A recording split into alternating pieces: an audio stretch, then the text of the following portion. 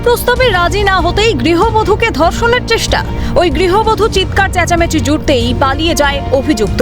বীরভূমের মল্লারপুরের বাসিন্দা ওই গৃহবধূ মল্লারপুর থানায় লিখিত অভিযোগ রুজু করেন সাহেব ভান্ডারীর বিরুদ্ধে। তারপরই অভিযুক্তকে গ্রেফতার করেছে পুলিশ প্রাথমিক তদন্তে জানিয়েছে, বীরভূমের মাঠমহলা গ্রামের বাসিন্দা সাহেব শুক্রবার মল্লারপুরে এক আত্মীয়ের বাড়িতে গিয়েছিলেন। সাহেবের আত্মীয়ের প্রতিবেশী ওই গৃহবধূকে সেখানেই সে কুপ্রস্তাব দেয় বলে অভিযোগ। ঠিক কি ঘটেছিল?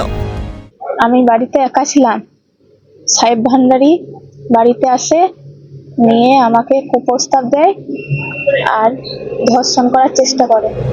অভিযুক্তের দাবি, বছর খানেক আগে ওই গৃহবধূর সঙ্গে তার সম্পর্ক ছিল। সেই সুবাদে গৃহবধূর বাড়িতে যাতায়াত ছিল। শুক্রবার দুপুরে গৃহবধূর বাড়িতে গিয়েছিল সাহেব।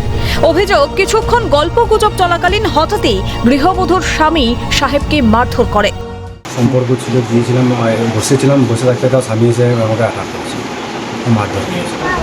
বলা বাহুল্য, দিনে দুপুরে নিজের বাড়িতেও নিরাপদ নয় সাধারণ মানুষ। তা আবারও প্রমাণিত মল্লারপুরের ঘটনায়। এখন দেখার অভিযুক্তের বিরুদ্ধে পুলিশ কি ব্যবস্থা নেয়। ভোলানাথ চক্রবর্তীর রিপোর্ট, ক্যালকাটা নিউজ।